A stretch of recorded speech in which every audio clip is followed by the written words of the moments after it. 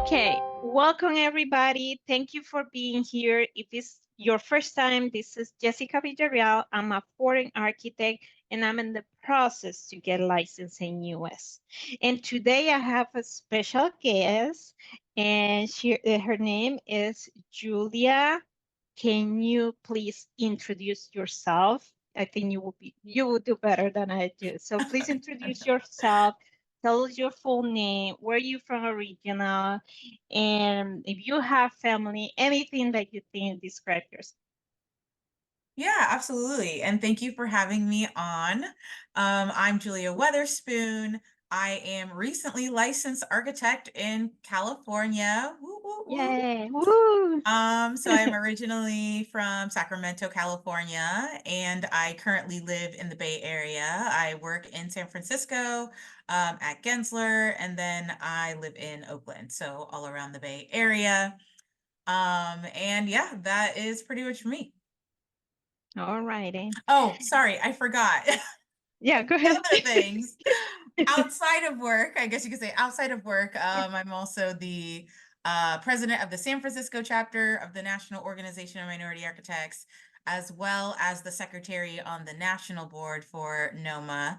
And then also in my free time, I love running. Nice. Okay. So that's what you do with your free time. Yeah. Okay. That sounds great. All right, and we have a couple of questions. I make those questions. We might have different questions in between. And also, if you are watching this video anywhere in YouTube, or I'm planning to put it as a podcast too, maybe in the future. But please feel free to ask any question if you relate with Julia's story, because that's why we are here and we try to support everybody. As myself, I have no idea where to go if I have any questions, or maybe I'm going and I don't get the answer I needed. And by any means, we are not experts here, so we just try to tell our story, and we will bring other guests in the future as well to learn from each other. All right, so the next question for Jolie would be, who inspired you to become an architect? Yes, this is always a really good question. And I was just talking about this with someone else today. Uh-huh. Um, so I think when I was interested in becoming an architect, I was around 11 or 12 years old. And I wasn't specifically inspired by a specific architect or a specific building, but I really liked, floor plans and like playing the game The Sims. And so in the game, if you guys aren't familiar, it's like a 3D kind of game where you kind of control little people's lives, but you can also build their homes like in the program. And I really just like building the homes and not necessarily playing out the people's lives. So that got me really interested in architecture and design as a whole.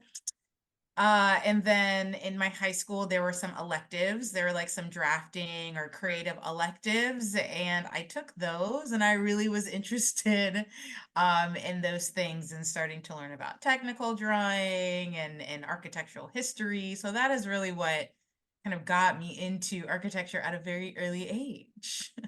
Okay. Yeah. All right. It sounds good. So the follow question is relay of this career experience. When and where did you complete your studies? Yes, so I went to the University of Arizona in Tucson, Arizona. And that was a lot of fun to kind of move out of state to go to a different school and a different locale and also a different climate, like a hot, arid climate to study. And I got my bachelor's of architecture there. So the BArch is the 5-year program.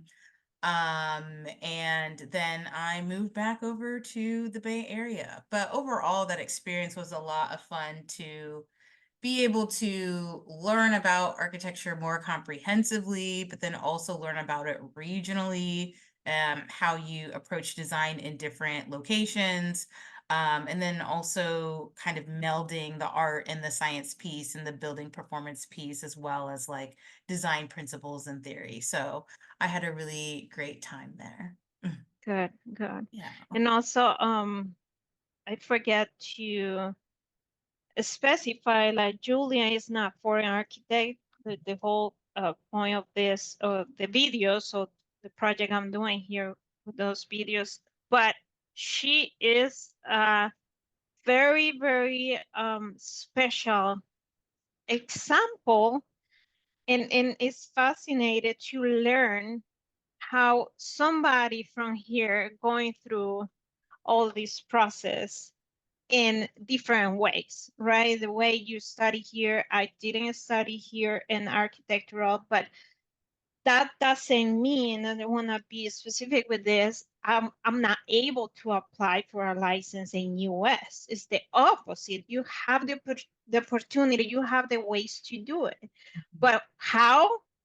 This is what we learn in here, right? And also it's very expired that you were so when you start your career, you after college you go to university and you start right away with the career in there. What year was that? Yes. So this was 2014. Okay. And I think I took the summer off, to be honest. I think like the type of architecture student I was, and I was kind of tired after every year of school. Like I gave it like everything. And I think that was kind of right around the time where it's like, okay, internships were kind of like required, or like the thing that you should do in the summer, like in between years. But I say it's like the cusp, because I didn't do that actually. I Okay. didn't have any internships in between my school years. I was actually a lifeguard. So I That's like so took a funny. break between, because I was like, oh my God, my brain and like design. So after I graduated, I took the summer off. I wasn't a lifeguard then. I think I stopped doing that, but I think I took a summer off. And then I started full time in San Francisco after the summer. So Mm. that's when I started. I worked at Corgan. If you guys are familiar with Corgan, they're more popular kind of in the Midwest of the US, but they do a lot of aviation work and K through 12 and things like that. So I helped work on part of like this temporary revitalization project for the SFO airport. And that was my first job out of school. So I was there for Mm. about maybe like a year and a half or so, working specifically on kind of the airport renovation before they did the full upgrade of the new renovation that's there now. I also did a little bit of work travel to do some things for LAX as well. But Mm. that was an interesting kind of first experience to work on such a large scale of a project, Mm-hmm. an airport. So that was a great learning experience, and being in a project office on site and kind of learning how to do the things professionally. Also having to kind of work on your AXP hours, so your experience hours and different kind of phases of design, and kind of working through, I think maybe half of those, or maybe a quarter of those. I can't quite remember, but I remember that was a fun experience, just like the first job out of school. Okay.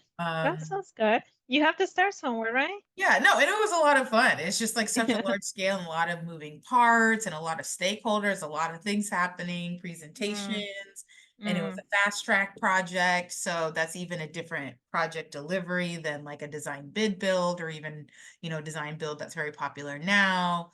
But yeah, so I was there for a couple of years, and then I moved on to Perkins and Will, oh also in wow. San Francisco. So did a lot of, I think, civic and workplace things there, which was really great. And then also kind of working through my experience hours there, fantastic office. And then I moved on to Smith Group, where I was in their higher education studio. So mostly working on university projects in kind of like the Bay Area, Central Valley region in California.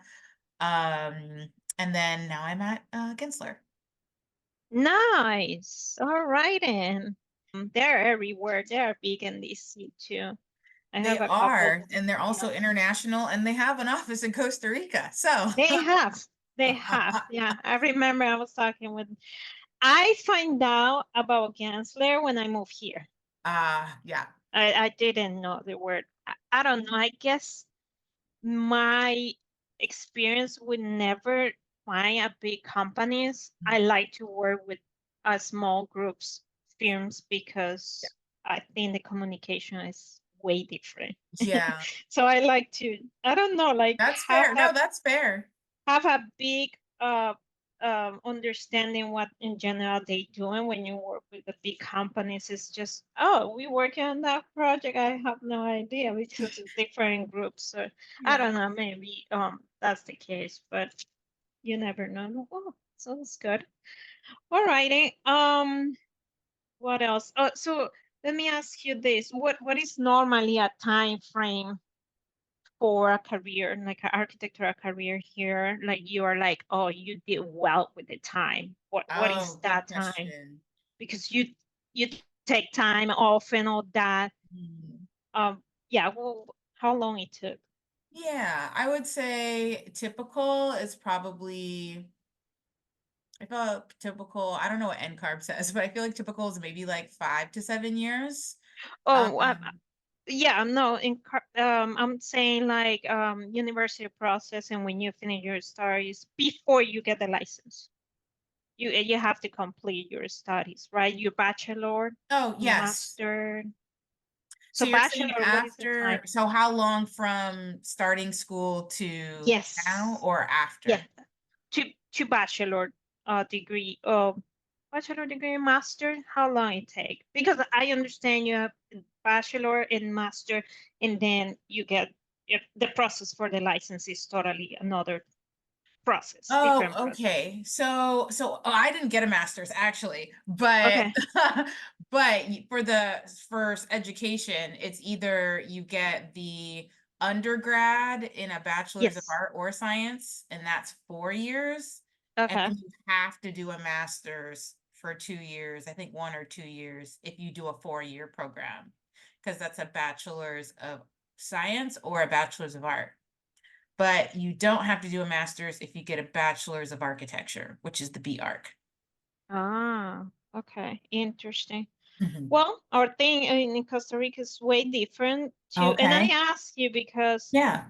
sometimes it's just like wondering really, and it's about time. Maybe it's more important about what we study and the classes and everything, but I'm always curious about the time frame. So for me, um it took 6 years, Mm. but I get to the license point, and Oh.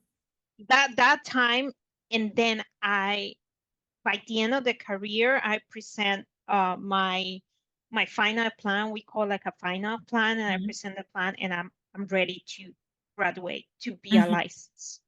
So you're So saying you get your license after you graduate, like yes, immediately yes, after? yes. So Oh, I see, I see, I see. and here is so Here you different. do. Like it's a different part, and I Yeah, don't understand why. But when we finish, yeah, when I finish university, I complete the classes. I'm ready to present my to obtain my license in Costa Rica. right. And that's how it works. And I did the equivalent of my title in Costa Rica here, and they say is equivalent to master degree. My career, because I Okay. think it's the whole package. We are not you can get how you call after master a dog. Doctorate? Yes, doctor. You can do that, but it's plus. Yeah, and it's not It's needed. plus. Like you don't have to. It's No, unnecessary.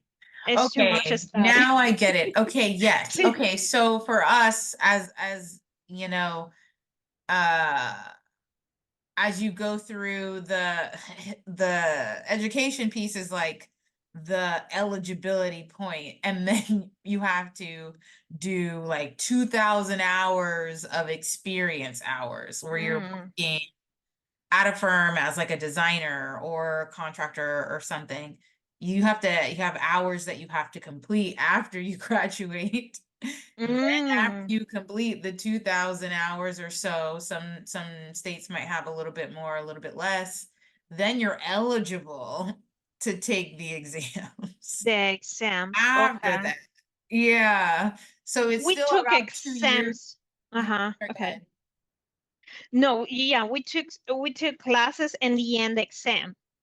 Okay. The final is the graduation test when you present a full project.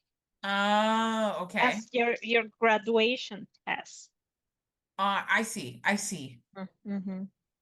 Yeah. Yeah, I feel like ours is way longer. Yeah. And it's just It's like, it's but there not are really. integration. Now they're starting to do that. I think there's an Yeah. IP program where I think only a couple of schools have adopted it, where by the time you graduate, you will have the license because you are learning the things or you're taking the exams or something along your Yeah. timeline of being in Yeah. school. Mm-hmm. I don't know as much about that, but I think a lot of schools are starting to move towards that program. Well, that would be But great. right now, it's like you have to do 2 to 3 years of just experience, like working at a firm or under an architect, and then you can be eligible to take the exams. And then that usually takes people anywhere between, some people pass them all in the first try and it takes them only like 5 months. And some people, it takes them 10 years and it is such a wide range. And I would say most people don't pass them on the first try or pass them all on the first try. So they're definitely taking them multiple times. For me, I would say personally, I didn't really start taking them until maybe 4 years out of school or so, maybe like Oh, 4 years. okay. So I think the whole process was like around 7-ish years for me. So Mm-hmm. slightly longer than I would say average, but there isn't really a normal amount. Some people, take them all, take a break, whatever. For me, I think I started and I think I passed a couple and then I wasn't studying anymore for a year or so. And then I got back on Mm-hmm. it and maybe passed another couple. And then I wasn't studying again. And I didn't study in the pandemic really at all. Although some people Oh, did the opposite, where they're like, okay, it's a pandemic. yeah. We're not doing as much. I'm gonna like knock all of these out. It was kind of the opposite. And then this just this past year, I kind of like did a stint of just completing the rest of them. So I think Right. all in all, it was closer to maybe like 6 or 7 years, but I wasn't consistently doing it throughout. Mm-hmm. All right. Yeah, the reason why I contact nobody knows this is just you. I saw your picture in LinkedIn with your Oh yes, it certification. I'm was. like, I have to text her. I just Yeah, feeling it just feeling like it's a big compliment. I don't think nobody understands this process until you get to the process. And right. that's where I am right now. And so when I see people getting this, I'm like, yes, yes, she is one of us. And it's just impressive. So congratulations Oh, for that thank because you. I Yeah, that post was like blowing up, and I did oh not even expect it to. So yeah, and many trust people. me. I know you're not expecting. Trust me, like whoever is in that path and want to get it, like me, it's just like, wow, she did is so good. I mean, it make me feel like I want to do it. You Yeah, inspire us it's like with that that. boost and Yeah, I'm glad inspiration. you did. Yeah, so Thank you. Yeah. And I feel like a lot of people were kind of giving me that same comment as well as this kind of like an inspiration to do. And honestly, like I also needed that too when I was, studying too. So the other people that were like passing and yes, things as yes, I was like kind of going through it and like, that whole thing. I think it's like that cycle of kind of continuously kind of encouraging us. yeah, Especially since it's such a daunting process. And, I was definitely in the mix of like failing multiple before passing the one. So, definitely having to spend multiple hundreds of dollars. And I know we're going to get into the pricing of the things, but yeah, like just even, starting to get into understanding like, failing as a part of the process or knowing the gaps that you had to get over the hill of different things. And, California also has that extra exam. So even yes, having to go through that, which is separate process from NCARB, and the exam is formatted differently, and the information is, when you're in the mix of like knowing kind of a format, and that one's slightly different as well. So just right, kind of having that is nice to kind of be done, but then also acknowledging everyone else who has kind of been through that and everybody who's going through it. Because I still feel like I'm like in that mindset still. Process. Yeah, So and I'd you, love to help whoever yeah, as well. that's so great. And also for who don't know, every state have a different restrictions. So that's one of the questions I was like, and I see the question early today for to NCARB group and say, hey, I have license in Mexico and I have license in whatever, can I work as an architect? And yeah, you can now work as an architect. You can work with architectural firms, and I recommend that 100%. Once you get to US and that's your goal to get a license here, that's the first thing, to work with the architectural license, because it's way better for the hours approved. But we are talking about, it's so much to talk, Julian, we will never Oh finish. yeah. Let me go to the next question. And I think we talked already about the next question, but it's okay. I tried to cover the whole thing here, but it's fine. It's us talking about real real life. We are not making this up. So, okay, I asked Julia, career costs. The cost of the architectural careers, it varies, right?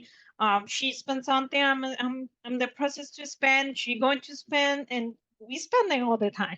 And I find out that nobody talk about this.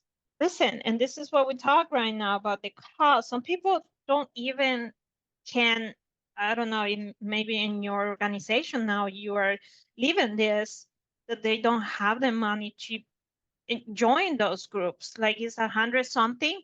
Yes, I can do it. I will do it, but some people don't have any job to support that, or they take it back until they get some money and join this type of groups and give it benefits of that. So the cost, the financial cost is major issue for most, I believe. So it's for Yep. me.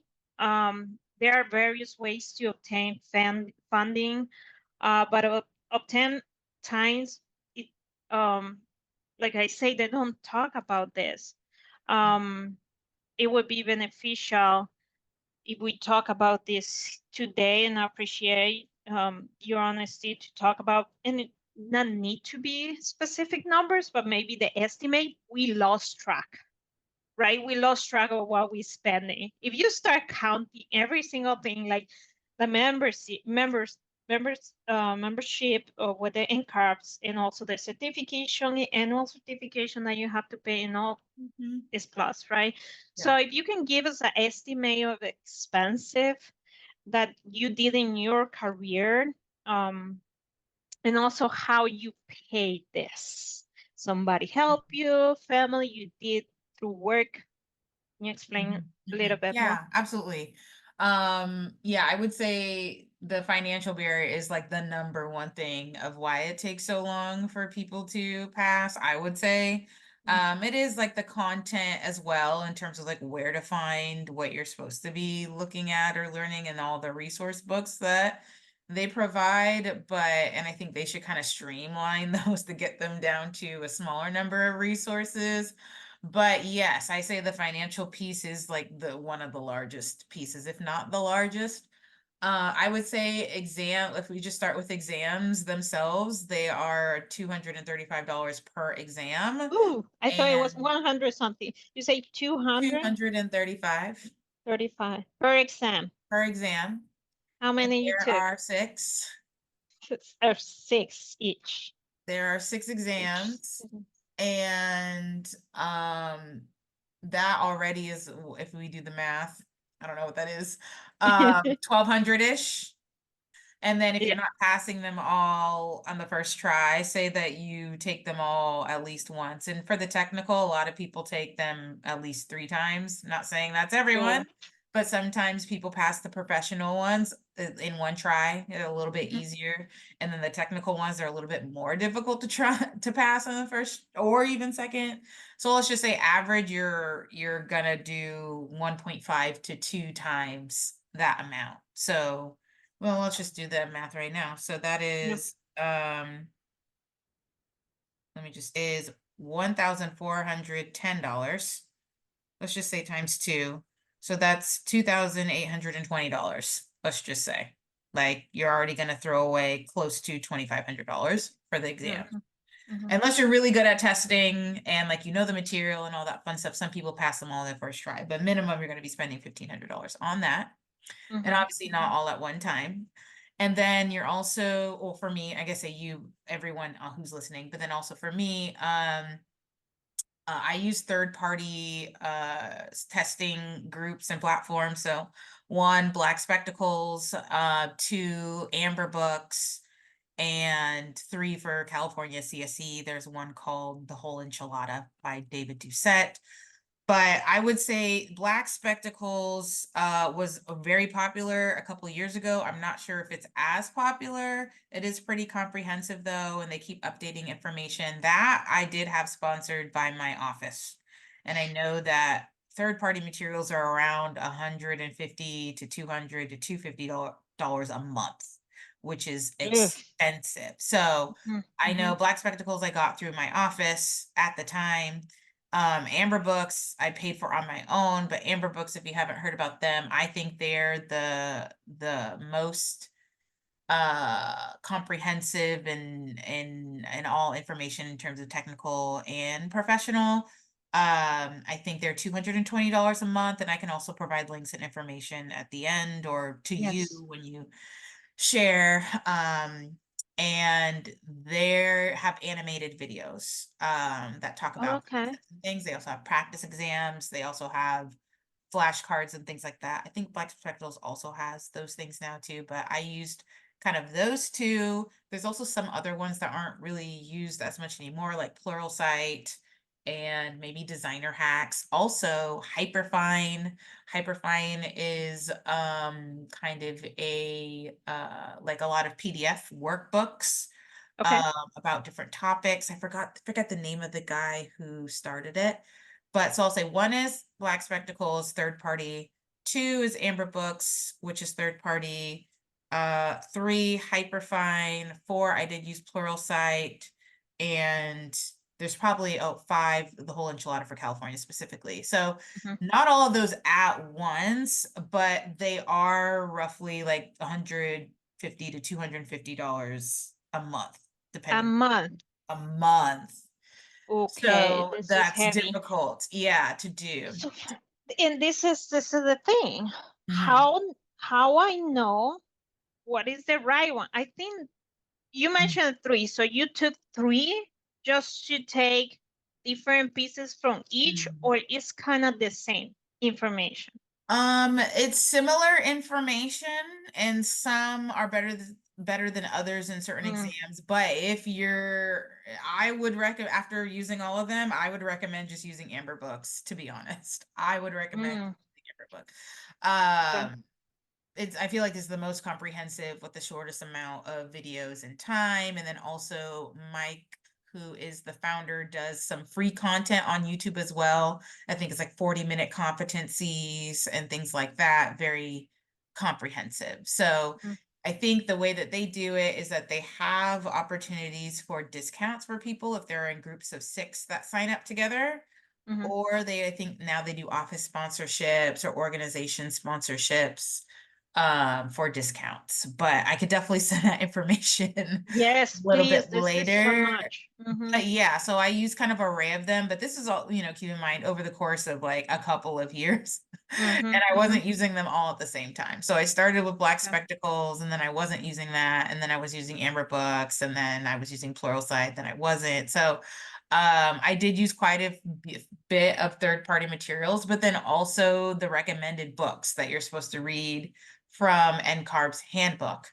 Most of them are pretty accurate in the things that you'll need to read for the exam materials, but then I also have my own opinions about ones that are more helpful to Mm, read rather than mhm. others where it's more of like deep dive and not necessarily things that you might be like tested on or there's a lot of overlap. but I would say I also spent quite a few dollars on these expensive books that they want you to I see. I buy. see. It's not just time, It's it's the yeah, money it's as not just the well. online platforms, it's also the physical books that are like $100 uh for certain books that are in Mhm, demand, or they, from whatever Amazon or even or whatever. But I would also say if you can just go to the local library and see if they mm, have them, then you don't have to spend any money on renting a book. And a lot mhm, of libraries have that interlibrary loan program. So if they don't have the book, they can order it, or like they can borrow it from a neighboring library. And you can also approach it that way if you want to save dollars on buying all of these books. mhm. Um, so that's also something that is a kind of strategy. But yeah, I would say generally Perfect. the expense of studying for the exams with the books, the third party materials is actually, more than the actual exam itself, which is also very expensive. So Mm, I would say I paid for most of those on my own, but some of that was just sponsored by my office, mostly mhm. just the black spectacles. Yeah, I have the experience as well. The previous company offer the help for to help you with exams. They pay one pass exam. So if you don't pass, you next. You have to Yes. pay the And next one. So they mhm. pay one and they pay for the books, and also another colleagues in my group, they were studying the same time. They're like, oh, I get the book, don't worry about it. And they Perfect. share with us and things like that. I yeah, um yeah, this is very helpful. Again, it's just the ways to look at it depends of your case. If your issue is about money, let's have another options. Yeah, Yeah. and I think there's other ways, also if you're connected to AIA in any capacity, they also have an annual scholarship. I forget the name of it. Where they also do, I think it's either through the Architecture Foundation or somewhere, Center of Architecture, I'm not sure, where they also do a couple of scholarships for people who are taking exams. Mm, Also, as I mentioned in NOMA, we also do some form of that depending on what chapter that you are in. Exam mhm, sponsorship. So, like you mentioned, a lot of firms, they will only pay if you pass the exam and they'll reimburse you. So you have to pay up front. Then you take the exam, you show that you passed it, then they give you the reimbursable back. They'll only pay up to one, fail maybe in some cases, or they don't pay if you fail. And then a lot of the times for sponsorships, they'll kind of pay that upfront fee for you, or they'll give you some other option to where you can take the exam and have a little bit more of a financial buffer for each of those things. okay. So definitely look out for other scholarships or what other organizations are providing outside of just your core, primary employer. Because that could also help you in kind of pursuing the exams at a faster rate as well. So, as I kind of mentioned offline, for us locally at SF NOMA, which is in the Bay Area, Yes, you we call in oh, go there, ahead. you will talk about Okay, NOMA, so but we'll I pause want there. you to extend, yeah. Oh No, yeah, I but can want we to finish extend. about the fee part though? Yes, yes. Let's do let's save normal explanation in the end because I Oh, okay, want okay, okay. them to on this is fascinating about Noma. And yes, the cost part, I think you give us a rough number of $8,000 if I'm not Yeah, I think I wrote that if you're talking about exams, third-party materials, and then books and resources, and then I think I also noted like the licensing mhm. fees once you get done. So It's so once you're much. done with all of that, you still have to pay like roughly a $400-ish fee to get the actual license. And then also just kind of smaller fees of like background checks and like administrative fees. So like Mhm. after that, you still have to kind of pay a few extra $100 just Yes, to yes. get the piece of paper. Exactly. And it's all true. And I don't think we don't want to mean scare anybody here or make feel like it's not possible because it is. Like you said, it's so many ways to do it. And I try to figure it out all the ways. And good things are not easy. That's what I learned, right? So are not easy things. They will not bring you a $8,000 check and say, go forward with your license. That's not gonna happen. So, but if we try to inspire you to, with some ideas and through the stories of the people I'm interviewed to tell you how you can get this done. So, and for me, plus ISA, but that's another topic. I don't think you guys going through ISA, right? Because you don't have to transcribe the information or anything. It's $2,500 for that. Okay. Yes, And that that's is a another different topic. And conversation. Yeah. yes, that's a different conversation. This is for foreign architects want to do the evaluation for the credits in other countries.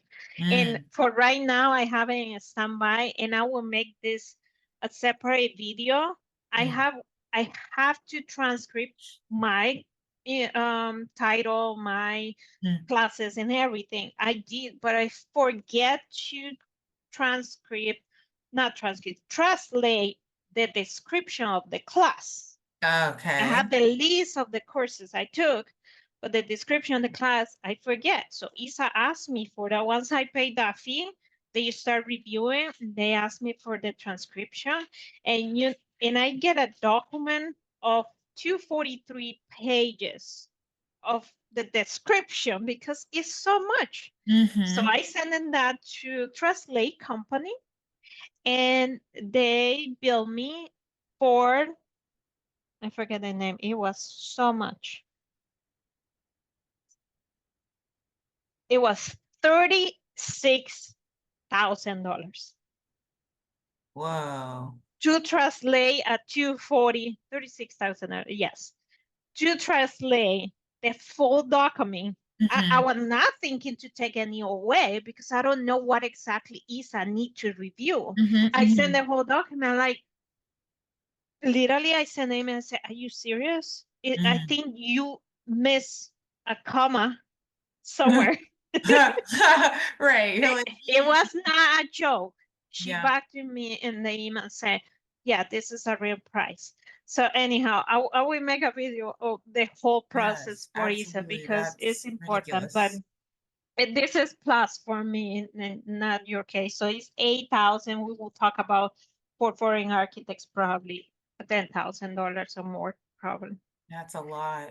Yes. Okay. I think when do you start a license process in car? When you start the in-car process, in what Um, area of the in-car process was the most difficult? So we are talking now about the license process. yes, NCAR, so the most typical part of like, NCARB and testing, I guess.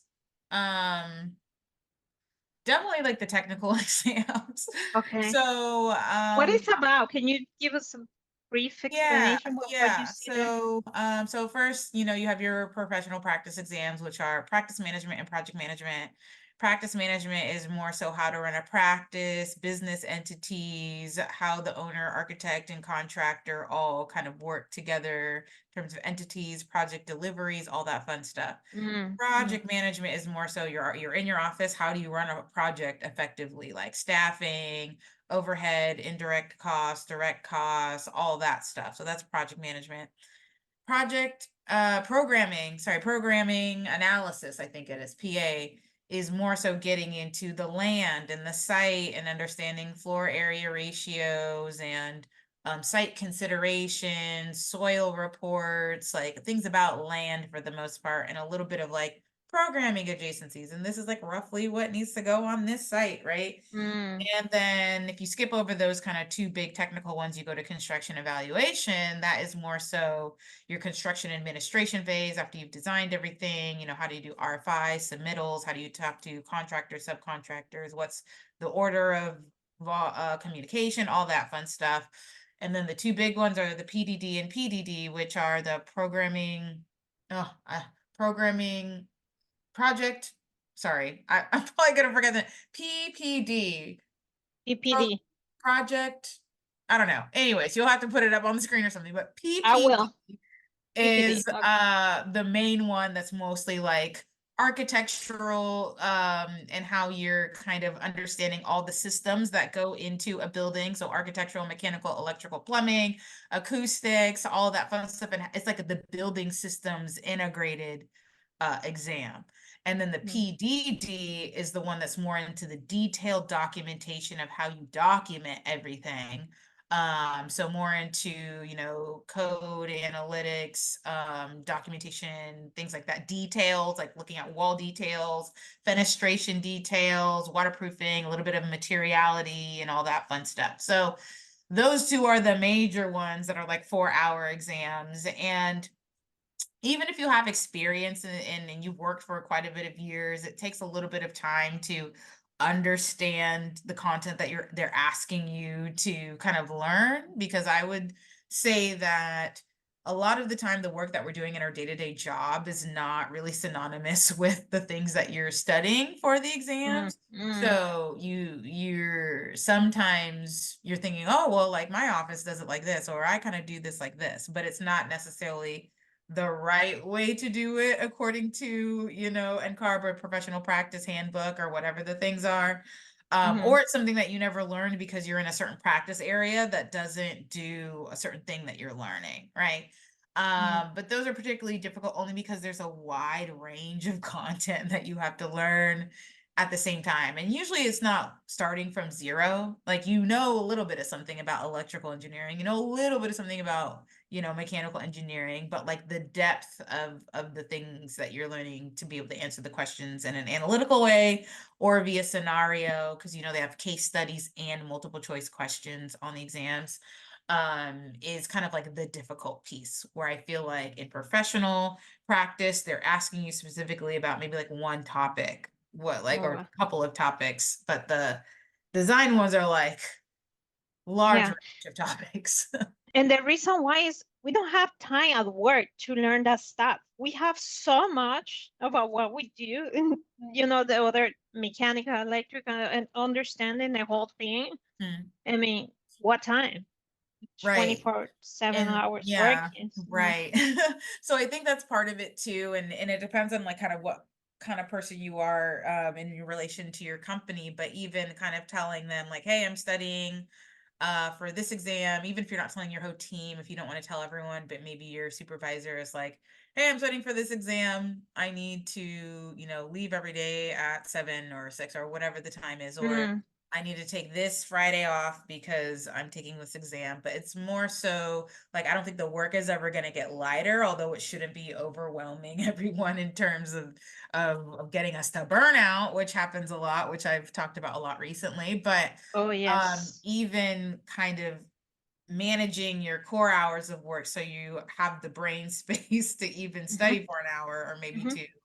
Maybe it's not every day, but a couple times a week. So everyone has a different cadence. But I do agree, like your brain is already tired Yeah, after a it's full day already, of yeah. work, and then having the motivation to kind of study on top of that. A lot of the times you can learn a lot just by paying attention to things depending on your design phase that you're in on projects as well. Hmm.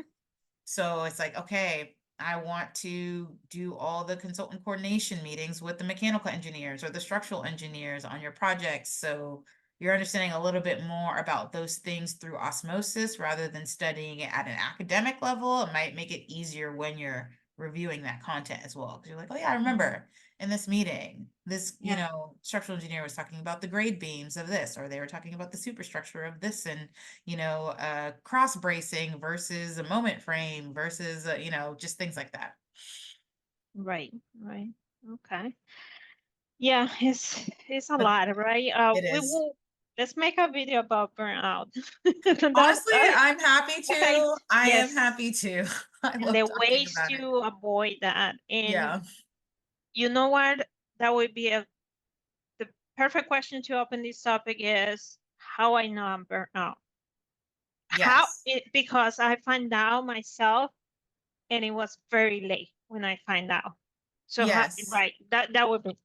a completely Yes. other video, but Let's, please. I mean, even if you're not, I can send you some things that I've Yes, sounds great. discovered and And worked on, but talking about yes. burnout, my next question, I was telling Julia that I get my certification as a health coach in New York in 2017. So I'm very into fitness, workout. I like to go to the gym every single day, even though recently I have a surgery in my knee, still Oh. going because this is who I am. I like to do exercise. I like to feel good. I'm not stressed about it, but also I'm flexible, it's part of that.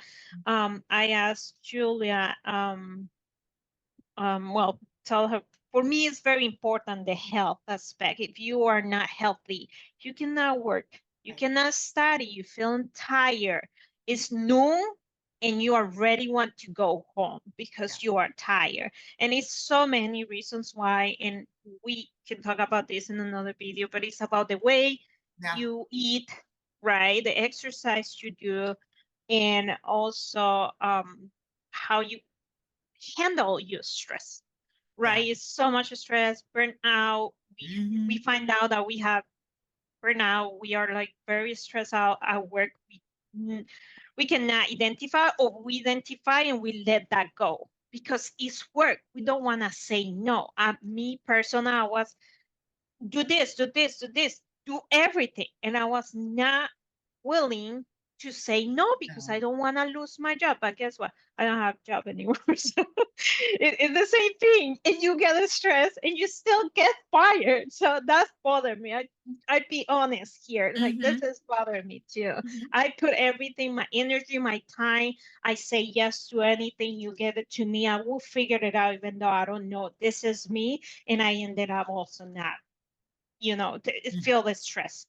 Hmm. So please share with us how you handle and what activities you do to avoid Hmm. stress, Hmm.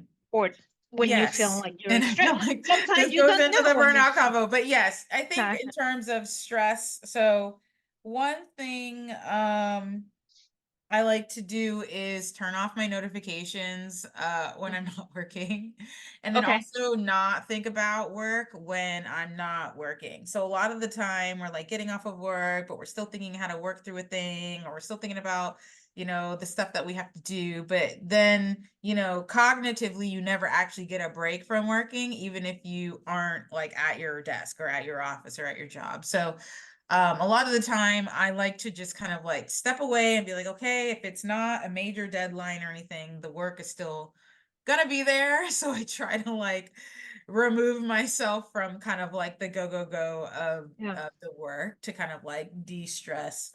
I also try to limit my screen time when I'm not working as well, Hmm. just so I can kind of get away from, all of the digital screen and possible like association with working. Mm. But also in terms of like mitigating stress, I try to like name it when it's happening. So when Okay. I'm like, okay, I'm getting stressed, like I'll tell myself, okay, I'm getting stressed. Do I need to step away? Like, have I eaten? Like, am I hydrated? Like, all of kind of like these Mm. things when I'm like at 80%, or close. Like, I don't let myself be like absolutely like stressed. I'm gonna break down. I kind of like know when it's happening. And then I kind of try to name it and say, okay, what do you need in the moment? Also for me, just like physically, like my throat gets like tight or whatever when I'm starting to Oh, get see, stressed. you identify, you read in your Yeah. body. That's so good. Yes. So I like know in myself, like, okay, like, are my shoulders like up Oh, here yeah, yeah, or are yeah. they like down here? Yeah. Is my That's throat perfect. getting tight? Also I know when I'm starting to get stressed and like burnt out, like if my attention span is shorter or if I Mm. am starting to not remember things Mm. as well, like memory, I'm like, okay, I need to stop either like multitasking and stressing about the things and start delegating things to other people or making more realistic timelines of things that need to happen and communicating those things. But that's kind of like within kind of the work piece. But then the other piece I do think you're talking about in terms of wellness is I like to get outside. So No, I run nice. outside probably 2 or 3 times a week, and I always do a long run on Saturday mornings, minimum of 10 miles. So I Good. really like to get those endorphins in to kind of like reset on the weekend. But yeah, weekday obviously a little bit shorter of runs, or also going to the gym as well, on a physical kind of level too. And then also just like fun things that, sprinkle in, so you have things to look forward to throughout your months or weeks and things. Yeah. Especially in Cali, you have a lot to do, Yeah. right? Some people, where I used to live, so DC is pretty, you have a lot of things to do, but if it's cold, guess what? I'm not going anywhere. Right. You're like, So now I'm in Florida, I will do more, that's for sure, and go for a walk whenever I want. And that's the beauty thing. yes. So just kind All of right. going. Hmm. Yes. So the last question or topic that we want to talk here, and then is there what I want you to talk about NOMA. So the advice. I asked Julia to give us advice and recommendation for aspiring architects. What financial advice would you offer to individuals starting, their careers, and what it should be the initial step taken? Someone is just a start, like, I have no idea how to start, right? Where to go with. And here is one, I want you to tell us about NOMA more. And Mm. that's what we close this conversation. That is so much to talk and go deep, but yeah, go ahead. Yeah. Oh, I think just to start, like if you're kind of looking to start, I think just getting into all the initial information of testing and finding people that are kind of already doing it or in the Mm, midst of doing it, because they'll have the most in-depth information about new updates and things that are happening. But I think, yeah, number one, just following NCARB or establishing your NCARB record if you don't have one already. I strongly recommend for people to look through the NCARB ARE 5.0 community threads for each exam and kind of just go through them. And this is something I've done, is kind of go through them and see what people are commenting on, the things that they're kind of confused about, or things and questions or topics or items or things that they should be studying. There's a lot of dialogue that you can gather between all of those things in each of those threads to kind of get a good feel for that. mm-hmm, I would also take practice exams on NCARB's website even before you start, just to see where you are and your kind of level of understanding. Obviously, looking at their handbook for the different resources and materials and things that they're looking for you to use to be able to take exams. And then also kind of look through your local organizations to see what materials they may have or resources that can help you. But I think that's like a good starting point, just to get kind of like the lay of the land of the things. There's lots of study guides that other people have created throughout their experiences. There's study groups. There's an ARE Facebook group. okay, it's It's so called many Young Architect. groups, Right. right? So there's so many things. So kind of just looking around and getting kind of the lay of the land for all of the resources. There's also a podcast or a couple of podcasts. So I would say kind of just look through and maybe create a master spreadsheet on Excel, or kind of maybe do a group Google Drive of people who are maybe doing it together. But I think that would be a Mm-hmm. good place to start, and kind of understanding where you may want to start in the exam taking process. Some people like taking the professional exams first. Some people like taking the design focused ones first. Or So, you can pick what to take first. oh yeah, you can choose whatever order. Mm, You could choose mm. whatever order you want to take the exam. So if you want What to you start, did, how you did. I think I took professional practice, project management, and then construction evaluation. Okay. Then I took programming analysis, PPD, and then PDD last. Mm, So mm. I did 1, 2, 6, 3, 4, 5. You like the order you did, or you would Oh, put it I different if liked the you order can? that I did. Yeah. Okay, okay, good. But I Sometimes we're will like, oh, say, I should. And I hear people say, "Oh, take this first. I recommend you to take this first." But it's just it's so different for everybody. Yeah, You I know, agree. it's It's it's different. It just so depends different. on like if you don't have any experience in construction administration on a job site, like I would not take that one first because you would need to Uh, study it in an academic way versus having the lived experience or project experience and then kind of just using the study material as a brush up of like what you're going to be mm, tested on, right? Similarly, if you're already a project manager and you already do staffing for your team on your project, you're probably easily going to pass the PJM project management exam mhm, because you already mhm, know how that works. So mhm, I would say start with what you're most experienced in, but if you're like an emerging professional, you're not experienced in any of the things, then I would just say start in order. But if you're like a little bit more experienced and like you're, foreign architect coming from somewhere else, you already have experience, but you're kind of going through this USA process, I would say, start with, what you think you're most comfortable with already. mhm, mhm. Yeah, and I will add here, Julia, because your case is different as our case as a foreign architects. Um, I was overwhelmed, to be honest, thinking about the exams. And I was Mm, follow a lady that I really like her, how she helped people to pass the exam and she explained how to do it. And she has some courses there to help people. I was overwhelmed without make the first step. For us, we need to figure it out about the transcript, making sure NCARB approve our transcript, ISA, and all that. I have to step back because I was studying and I was having some little books and I was studying. I'm like, I have not finished about the transcript or the mm. translation of my credits and ask for my university, and it's another story. And so I will say, like for foreign architects, they might need to focus on those topics first, and then the exams when they get that. One of the questions today in the um, webinar that was listened earlier with NCARB, they say, can I take the test without the experience hours? You Mm. can. That's my understanding. You can. You will not get the certification until you complete that part, right? So it's just depends. Oh, so they're saying you can take the exams before you complete the experience hours, but you still have to complete them Yeah, sometime before you get yes, licensure. yes. So I would So say honestly, I don't have it. It's 30. I don't know if it's same for everybody. 32,000. No, yeah, I think 3,000 so. So, something. yeah. I think Mhm. it's for everybody. So in my case, I have 1,000, I don't know, maybe 1,600 something so far.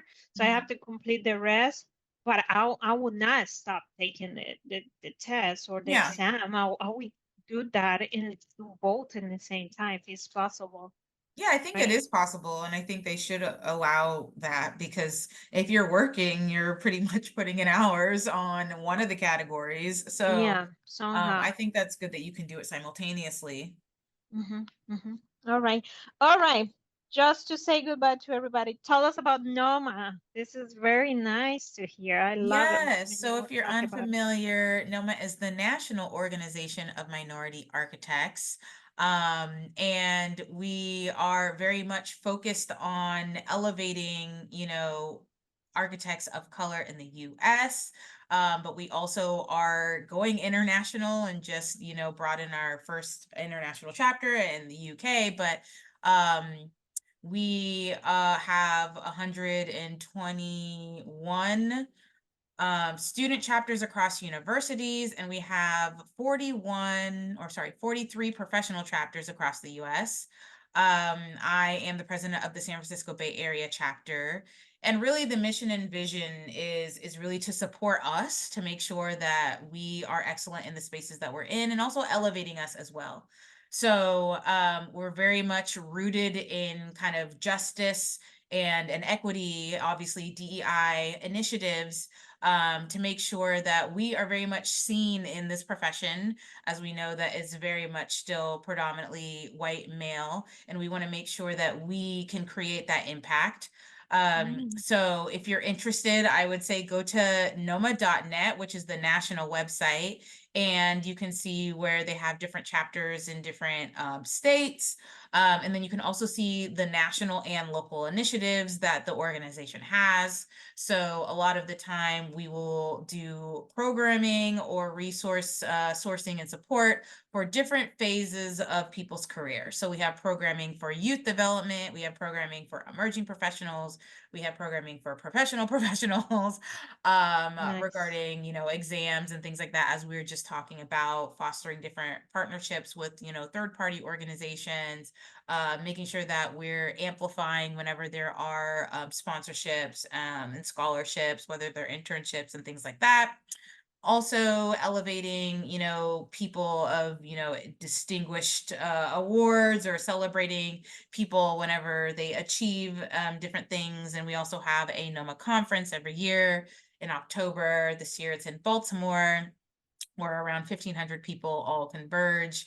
And it's a great organization. I've been a part of it for close to 10 years now, Oh, and wow. I've seen yeah, I've seen a lot of growth, and it help a lot of members in the organization as well. So that's just a quick little snippet of me riffing Mhm. about it. But if you're interested in participating, definitely, I'm sure Jessica will post some maybe post info on Yeah. that I can share. But definitely an amazing resource for minority architects Okay. specifically. So I would highly All right. recommend you check it out. Yes, we'll do for sure. And I was telling Julia, I didn't know about this until she told me about it. So it's good. It's good to have the information in hands. And also, how we start, how we can be part of this group. We need to, is a membership fee for this? Is how we start. Yes. So I would say it depends on where you are locally. So go on the website and find kind of the nearest chapter to you, or if there's one in your location. And generally they have on their website when they have general body meetings or different All right. events. I don't think that you need to be a member to, show up for your first one or two, Okay. just to say hi and be a friend, or say I'm interested, kind of talking to their leadership and their members to kind of get in the mix. But generally, we do have a membership tiered system, similar to, other organizations, where we have, the student membership, the emerging professional membership, the licensed member, um, uh, tier, as well as, allied members for anybody who's in like interiors or planning or engineers. But there is kind of like that tiered level as well in terms of membership. But I would say if you want to get engaged, you don't necessarily have to pay. It's not like behind the paywall for you to be able to do your initial engagement and see if it's something that you are interested in. Yeah, I think this is good because initially when I check in something, I'm like, I don't know what I can find here. I don't know is this gonna be beneficial for my time right Right. now. Like you say, they support you with exams and pay a couple exams for you and all that. It's just understanding what things I can get from the group and then be able to decide later, not right away, to Mhm. jump in something that I might need in the future or not yet. But this is good. Yeah. All And righty. another way too, you can also follow their social media. I think it's Noma_national and on Instagram, or you can follow them on LinkedIn. So there's other ways that you can kind of tap in to see what things are going on before you engage in a local chapter as well. But yeah, absolutely. Awesome. Thank you, Julia. This was amazing. We have a Yeah. lot of things to talk, and hopefully, it's not the last time, Yes. and definitely we will put your information, anything, email, or somewhere that people can reach to your um, access to you and contact you if they have any question. They might relate with all we have been talking here and inspire everybody to continue with the studies and, making sure you are work in progress, not stop it and stop. I know it's so many reasons we do that, and I'm being there, and It's understandable. It's about money most of the time, but it's possible. It's possible. All right. Thank you so much, and Thank you. bye now. All right. Thank you.